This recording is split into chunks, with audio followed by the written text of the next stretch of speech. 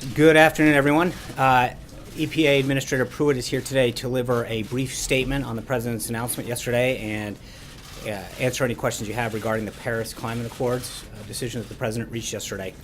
As always, I ask that you keep your questions for Administrator Pruitt on topic. Once he's finished, I'll be back up here to answer some questions of the day.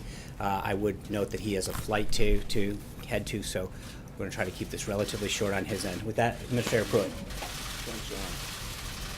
Well, it's good to be with you this afternoon, and want to first begin by saying that the President made a very courageous decision yesterday in behalf of America.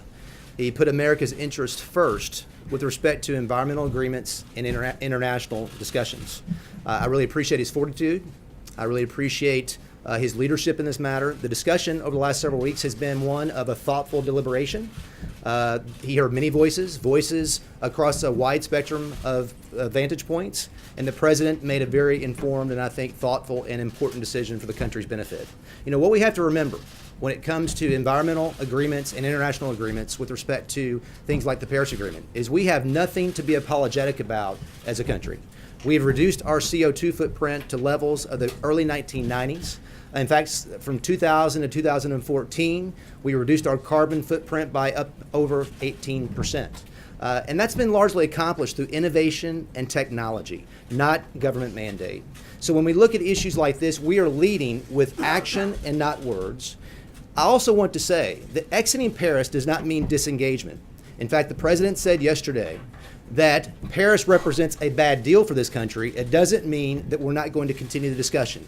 To export our innovation, to export our technology to the rest of the world, to demonstrate how we do it better here is, I think, a very important message to send. He indicated that he's going to either re-enter Paris or engage in a discussion around a new deal with a commitment to putting America first. The President has said routinely he's going to put the interest of American citizens at the head of this administration. That's in trade policy, that's in national security, that's in border security, that's in right-sizing Washington, D.C., and he did that with respect to his decision yesterday on Paris.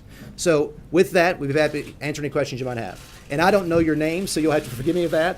And if I just point to you, and we'll just go from there. Yes, ma'am. Your name? Mary Bruce with ABC. Hello, Mary. Thank you for taking our questions. Just hoping you can clear this up once and for all. Yes or no? Does the President believe that climate change is real and a threat to the United States? You know what's interesting about all the discussions we had through the last several weeks have been focused on one singular issue. Is Paris good or not for this country? That's the discussions I've had with the President. So that's been my focus. The focus remained on whether Paris put us at a disadvantage, and in fact, it did. It put us at an economic disadvantage. You may not know this, but Paris, it set targets of 26 to 28%. With the entire agenda of the previous administration, we still fell 40% short of those targets. It was a failed deal to begin with, and even if all of the targets were met by all nations across the globe, it only reduced the temperature by less than 0.2 degrees. So that is something that the President focused upon with respect to how it impacted us economically and whether there were good environmental objectives that were achieved as a result of Paris. His decision was no, and that was the extent of our discussions. Yes, ma'am. Yes, ma'am. Yes or no? Yes, ma'am. 0.2 of 1% statistic that you're citing, the MIT scientists who helped with that report say that Trump, quote, badly misunderstood the findings of that report, and that, in fact, if we take no action, temperatures could rise a devastating 5 percentage points. So specifically, what other science? There were other studies that were published. Rely on. There were other studies published at the time. The MIT study was something that, as you indicated, showed 0.2 degree. They didn't have a corner on the market as far as the studies at that time. There were many at that point. We can provide those to you. What's clear about Paris, what's clear, is if you go back and look at the criticism that was being levied against the Paris Agreement, it wasn't just from folks in this country who wanted it to be ratified or were critical of the processes. The environmental left was very critical of Paris. In fact, James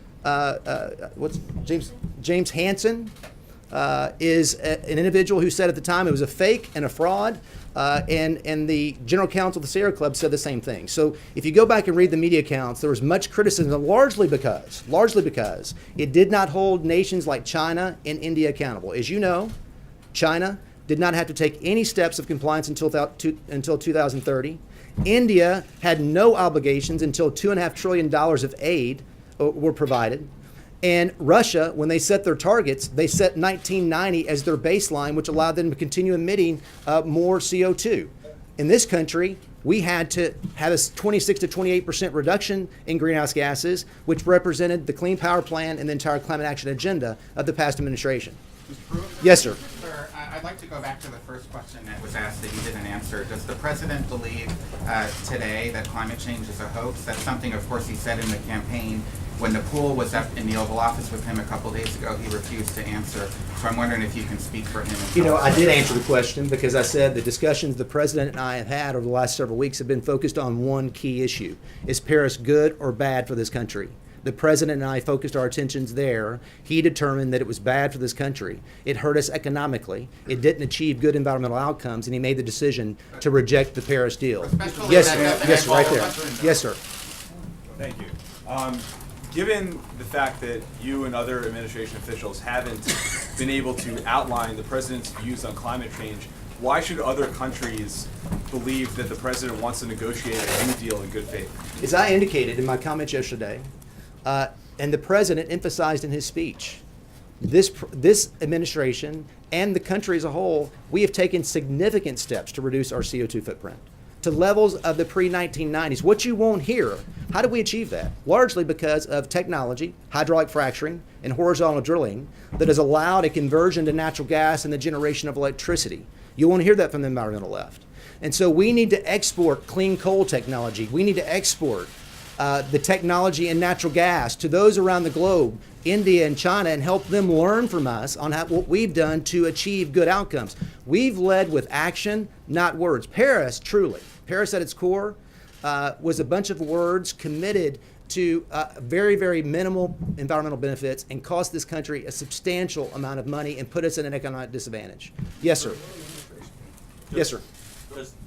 Does the president believe that, or does the administration believe that any additional deal on carbon emissions, whether it's Paris or a subsequent deal, needs to I'm sorry, I missed the first part of your question. Can you? Does the administration believe that any deal, whether it's a revised Paris agreement or another carbon emissions deal, needs congressional approval, either as a treaty or some other form? Well, I think it's clear with respect to the Paris agreement that there are concerns by the administration. The president expressed this constitutionally in his speech yesterday. I have similar concerns that it should have been submitted to the U.S. Senate for ratification. I think it depends on the nature of the deal, what you actually negotiate. If we're talking about exporting innovation and technology to the rest of the globe, I would say not. I would say that that's not something that needs to be submitted to the U.S. Senate.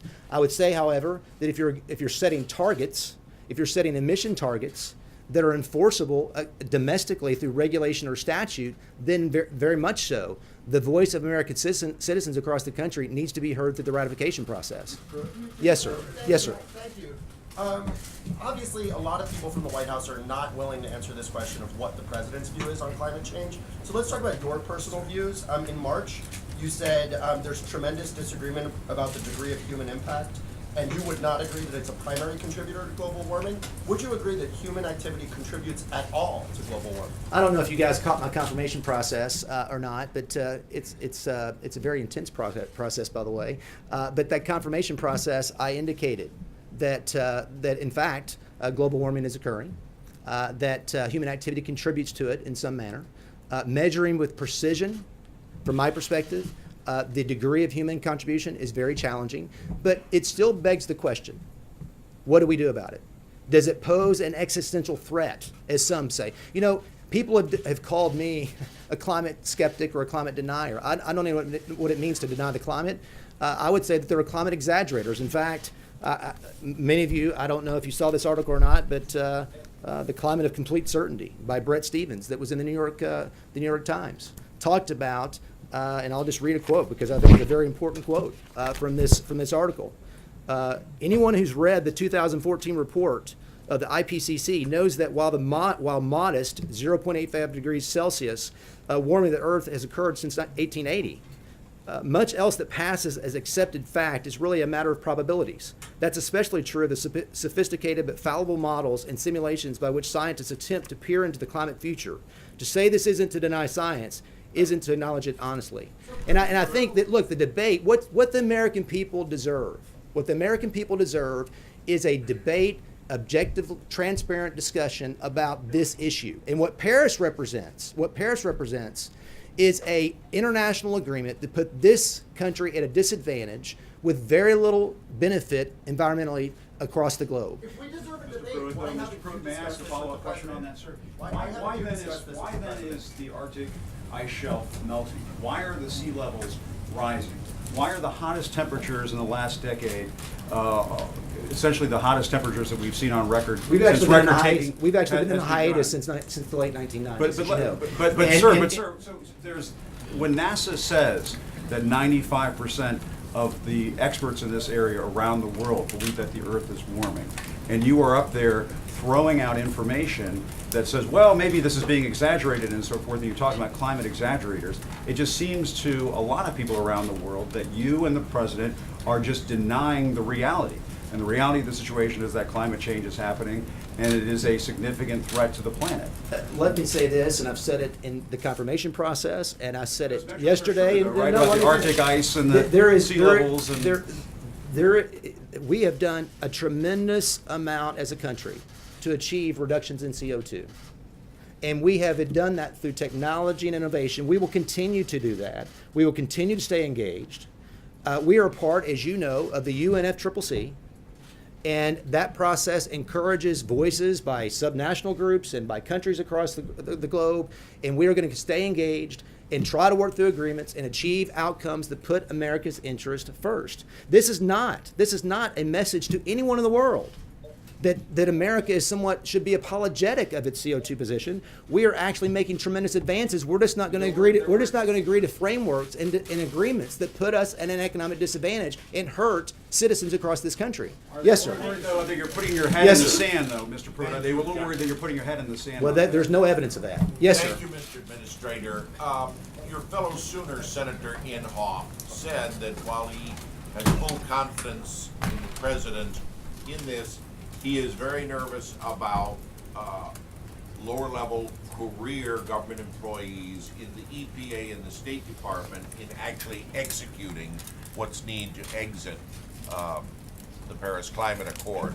As the administrator of EPA, what do you say to your own I mean, senator? what's important to know is that the president said unequivocally yesterday that the targets set in Paris, the 26 to 28% targets, are not enforceable and are not going to be complied with. The Green Climate Fund, where the United States committed $3 billion of initial funding, is not going to continue. That is unequivocally the case, and that's going to be immediate. Now, there are discussions that are ongoing with the Justice Department on the steps that we'll be taking to execute the withdrawal and the exit.